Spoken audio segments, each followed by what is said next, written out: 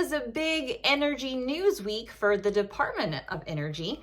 Hi, this is Lindy Kaiser with clearancejobs.com. We're unpacking 3 headlines that came out of the Department of Energy this week. I don't know how all of the stars of the universe aligned to give the Department of Energy so many headlines, but they just kept popping up into my news feed.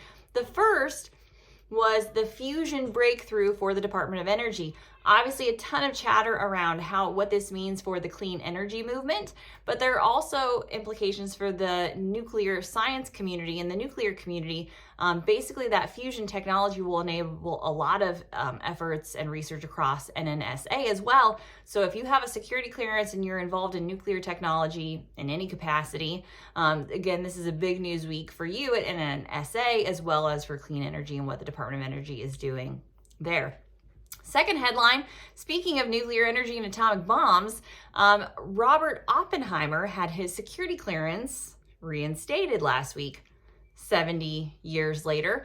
So if you're familiar with Robert Oppenheimer, often referred to as the father of the atomic bomb for his role in the Manhattan Project, actually had his security clearance revoked as a part of 1954 commission. Basically the Red Scare kind of politicization, did I say that correctly, of the security clearance process that happened around that time. Statement came out of the Department of Energy, emphasized that there is no room for politics in the security clearance process, and that Oppenheimer's security clearance is being reinstated.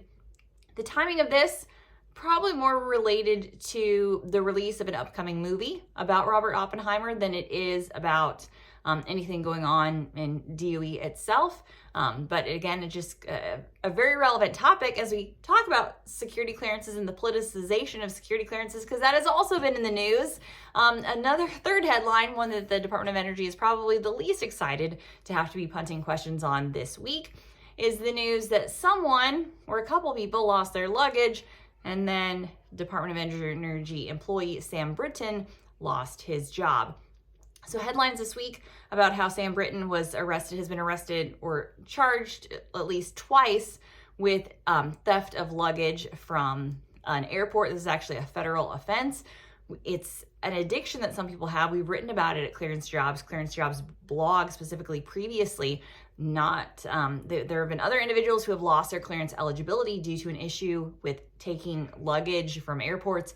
Generally not a matter of finances. Again, there's just this almost an addictive, compulsive behavior around taking luggage. Again, and this other case that we had, I think it was also a Department of Energy worker, ironically, individuals making almost $250,000 a year and had an issue with stealing luggage, obviously lost his clearance eligibility. For Sam Brinton, Department of Energy is not commenting on if they have lost their security clearance due to this, but it's just an kind of a sign of how employment issues and security clearance issues can go hand in hand and sometimes separately. So I think there was a lot of chatter about clearance eligibility. Depending on where that was at in that process, we wouldn't know if the security clearance or that eligibility was revoked. Then again, an employment decision was made separate from that, probably due to the nature of the job and maybe not adhering to employment standards or requirements. So again, in that news, Sam Brinton let go from their position with the Department of Energy. Don't know if we'll have more to come, but again, not the first time that somebody in a high-level public office has taken to allegedly or actually taking luggage from an airport. So big news week. I'm just gonna hang on to fusion technology because that's pretty exciting. But if you want to read more about all 3 of those news items, you can visit our content over at clearancejobs.com.